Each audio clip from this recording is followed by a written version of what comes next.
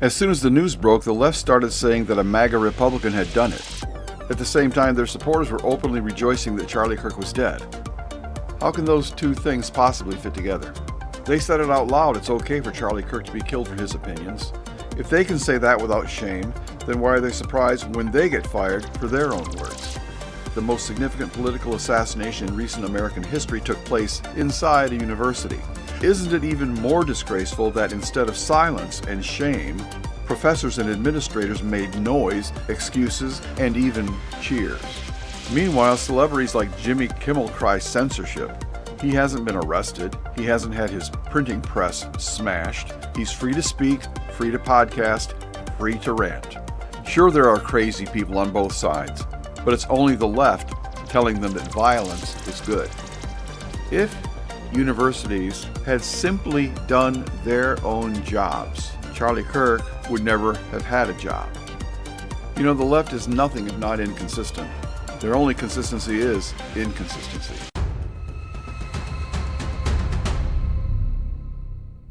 When Charlie Kirk was shot, they said MAGA Republicans did it.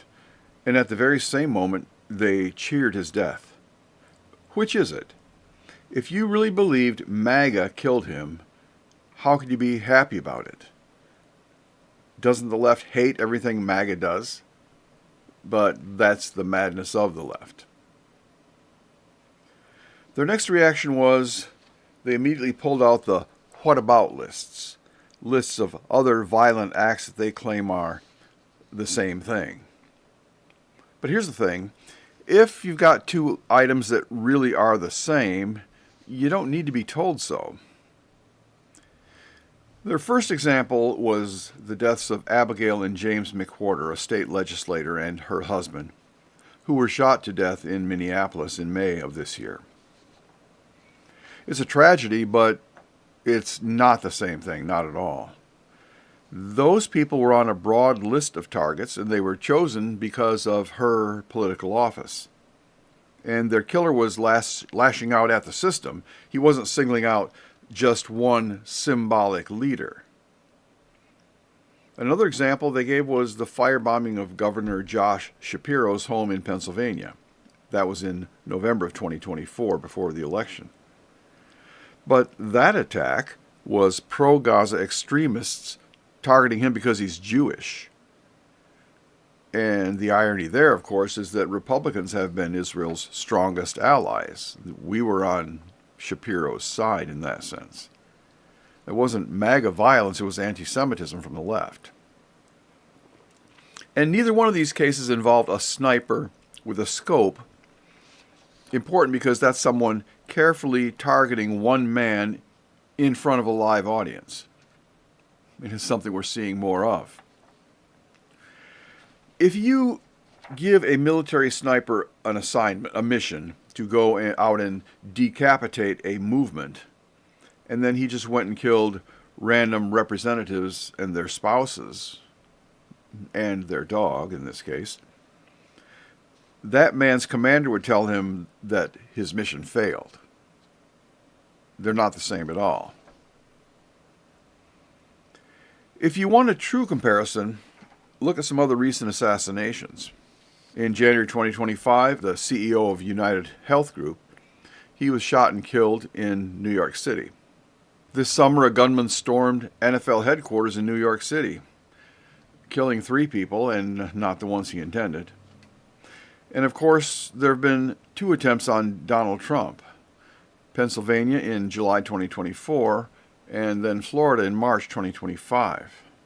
And the connection between this and the violence against the Democrats, it's actually not the same at all because these were not political figures.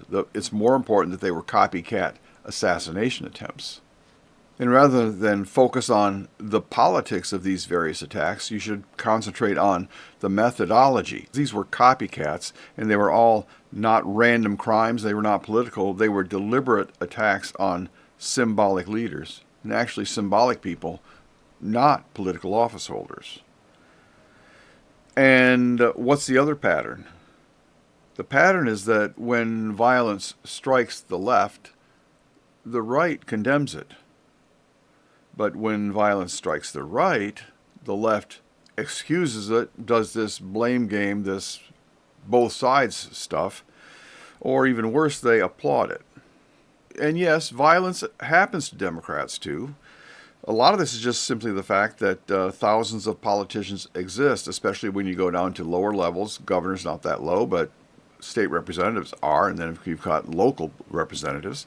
So there are thousands of politicians, and some of them are going to be mugged or attacked, but that's not the same as a targeted critical assassination of a critical person. And here's the crucial difference. No one on the right has ever admired the attackers when it happens to Democrats. But when it happened to Charlie Kirk, the left openly praised the killer. When it happened to Trump, the left criticized the killer for not being a better shot. Now, some of these people were fired, and then they whined about free speech. And when it comes to their being fired, I'm not sure we should be entirely comfortable with that, but they don't know what free speech is. Free speech protects you from the government. It means the government can't jail you for your words or stop you from speaking. No one was stopped from speaking. No one seized their phones. No one stopped them from speaking again, unlike what happened to Charlie Kirk, unlike what happens to conservative speakers all the time. So they may have lost their jobs, yes, because employers have their own rights, maybe unfortunately. So a Democrat campaigning for office, he doesn't have to hire Republicans to work for him. And he may dismiss people who don't support him. If you're a church, you don't have to hire atheists, or an atheist organization, you don't have to hire religious people. An EV company doesn't have to hire people who mock electric cars. I think they probably do, but they don't have to. And that's not censorship. That's freedom of association. Censorship is only done by the government. Of course, the one in the spotlight would have been Jimmy Kimmel. He's a perfect example. Because Jimmy Kimmel was suspended. He wasn't silenced. ABC simply decided he wasn't worth the airtime. Perhaps not worth the controversy. Maybe they are cowardly, but they can be cowardly. More important distinction here is that ABC is a public broadcast network. They rent the public airwaves, so to speak. They have an FCC license, and the government holds them responsible for what they broadcast because they have to act in the public interest, and that's the phrasing, I believe the exact phrasing that's in their license. And public broadcasters both can and actually should refuse to air liars, and Kimmel did lie. Go watch the videos. He did lie. And they can dismiss dead weight that is losing money for them, either based on the popularity or on their lies. And that's not a First Amendment violation. That part's a business decision. And I need to talk a little bit more about this FCC license aspect, because Bill Maher, a prominent liberal, a reasonable one, one who can talk to, he will debate a conservative, but he was speaking about Jimmy Kimmel and saying that he was sympathetic because he also got fired. And he told him to keep your head up, Jimmy, because life gets better. I'm doing fine now. But he forgot to say the critical thing. Bill Maher can say anything he wants now because he's on HBO, a cable network. Jimmy Kimmel is on ABC, a broadcast network. Bill Maher can say anything he wants without getting in trouble with the FCC. He might get in trouble with his customers. He might get in trouble with his company. But HBO is not subject to FCC regulation. Now, some people think maybe they should be, and maybe there should be some regulations regarding free speech on cable and on media channels like this one, platforms that is, but there's not. There's not. Bill Maher's situation is vastly different from Jimmy Kimmel's. So this hypocrisy, the left openly praises violence against conservatives, while at the same time accusing Trump and Kirk of encouraging violence when neither man ever did. It's a double standard. It's a double standard. They don't do it, but they're accused of it while the left does do it. But even worse, and I don't know if anybody's looked at this, look at exactly who is doing it. There were doctors being fired for their speech. Doctors. Now, people that we trust with human lives. One nurse commented on a doctor getting the news in surgery and saying Kirk probably deserved, well, whatever the words were. The environment was during surgery on somebody. He has a human body cut open in front of him, and he's saying that another human does not deserve to live, or implying it. So, if you're going to say that some lives are not worth protecting, then you're not a good doctor. And you're not being fired for free speech per se. You're being fired for being a bad doctor, for betraying your oath. In another category, professors, teachers, administrators, the very people who should be the experts on free speech, not a guy doing a podcast from his basement. These people turned out to be the worst offenders. The ones we trust with teaching our children what free speech is are the worst offenders. One site I was watching, one tracking site showing how many people they managed to get fired.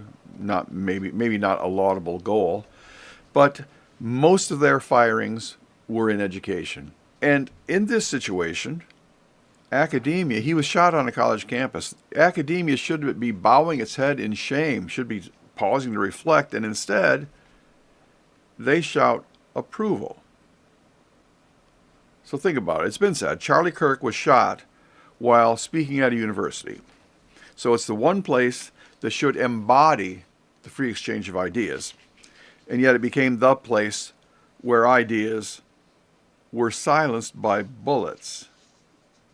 It's been said before, but it can't be emphasized enough. We're going to take this to another direction too, because Charlie Kirk, universities had banned him, they protested him, they forced him to bring security. You know that if a conservative speaker tries to speak on a college campus, the student groups will automatically threaten to riot. And then the college will say the speaker has to pay for the security and for damages. That's how these children get coddled and given into. So he's forced to bring security, and so he gets in at one school, and then that's where an assassin strikes. And it's the same schools that are building safe spaces. And not only that, but they give Hamas encampments a platform. They provide everything for Hamas under the guise of free speech. And then when all this happens, academia should have been silent in shame. They should have hung their heads. They should have stopped and said, what have we been doing here? But instead, they congratulate themselves and blame the gun lobby and MAGA. So why are we spending so much time on this? Why emphasize this? Some of this has been said before, but here's the tragedy beyond the tragedy. The irony. Turning Point USA should not have been necessary. It's not just that Charlie Kirk should not have been assassinated or should not have been protested or banned or kept off campus. Turning Point USA, Charlie Kirk should not have been necessary, because if universities had simply done their own jobs, Charlie Kirk would never have had a job. Imagine, because universities failed to properly teach our students, a college dropout could show up, and he could deprogram thousands of students in a couple hours visit. And that's why he was targeted. It's the universities, the colleges, the professors that are supposed to be teaching young people how to reason, how to think critically, how to listen to both sides of an issue and choose one. And no one on the right is afraid to have students look at both sides of an issue, reflect, consider, critically evaluate, and choose one. And that's what we have expected our colleges and universities to do. And if they had simply done that, Charlie Kirk not only would not have been assassinated, but his visits would not have been attended because they would have been ho-hum, boring. Yes, we are already getting that in class. But Turning Point USA did exist. Charlie Kirk did visit campuses. He was targeted and he was killed. And why did it happen? General terms, it's because the left runs on feelings, not principles. And they changed their morality like they change hashtags. Today it's ban guns. Tomorrow it's guns are okay for pot smokers. We spoke about this on a previous video.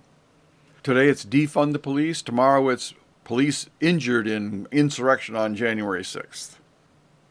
Today it's drunk drivers kill. Tomorrow it's an intoxicated George Floyd is a hero.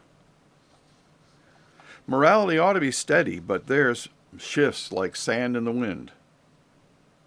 But Charlie Kirk was different. Hugely different.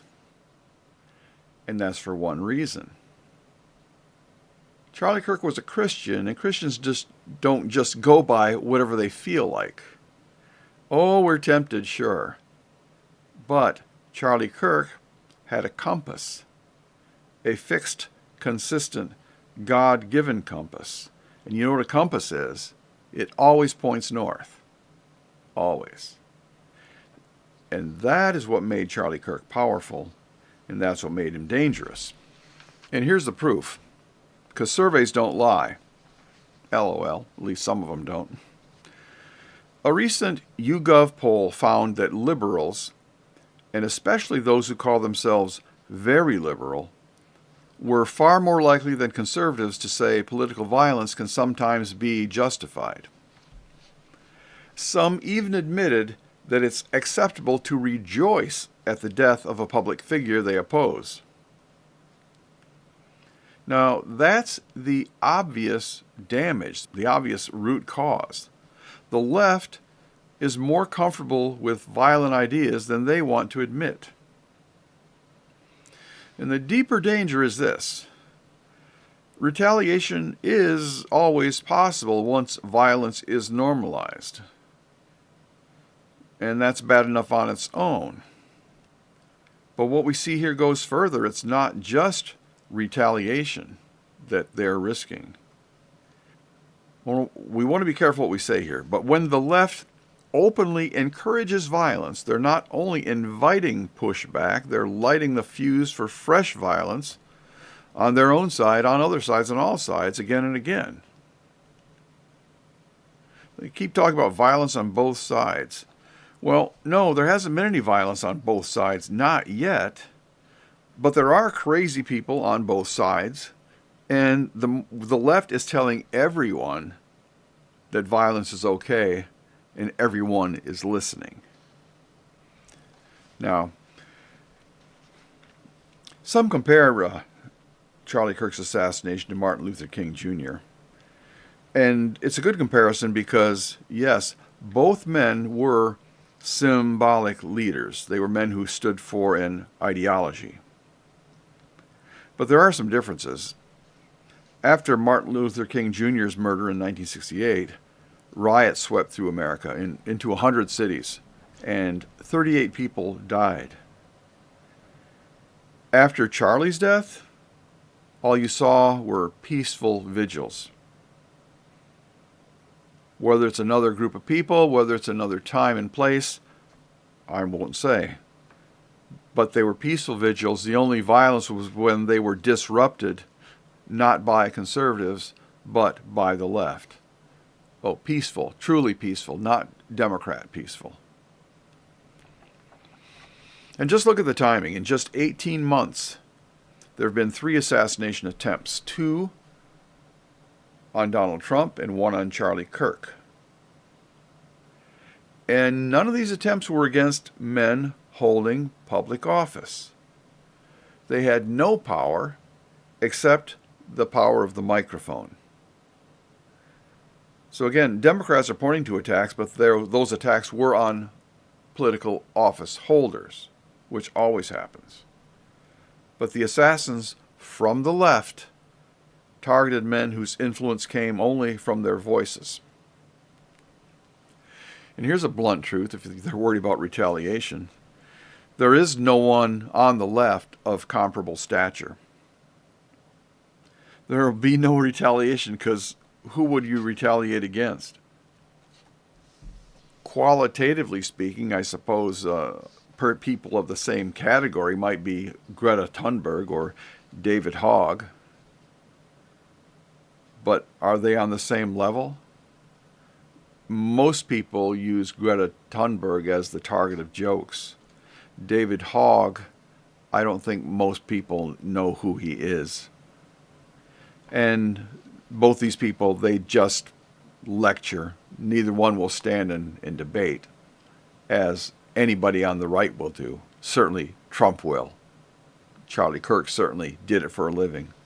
There's no comparison. There's no one to compare to them. There are people of higher stature, the Squad, for example, but they too, they only chase cameras. They won't debate.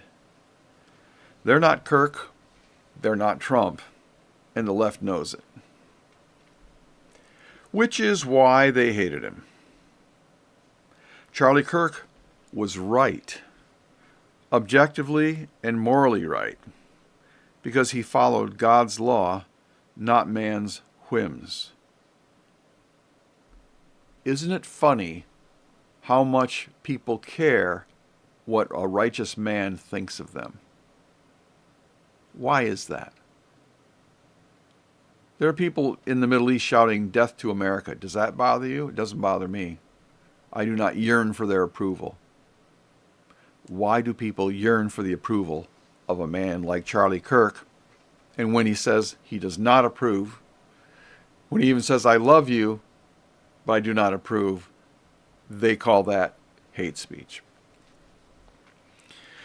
But Democrats rewrite morality daily, while Charlie's morality was unchanging.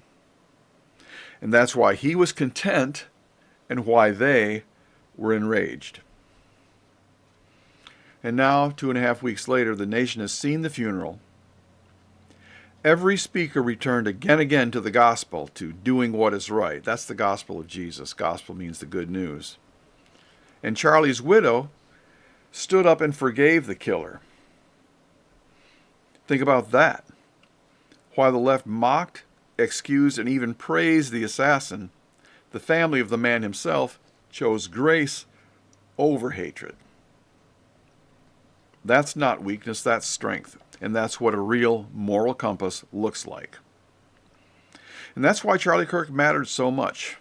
Not because he was loud or combative or popular, but because his life, and now his death, pointed to an unchanging truth. In the end, it comes back to free speech. Mature adults know that both sides can argue, and both sides can be partly right. But the principle that keeps us free is this: I may disagree with everything you say, but I will defend to the death your right to say it. That was Charlie Kirk's creed, and it needs to be everyone's.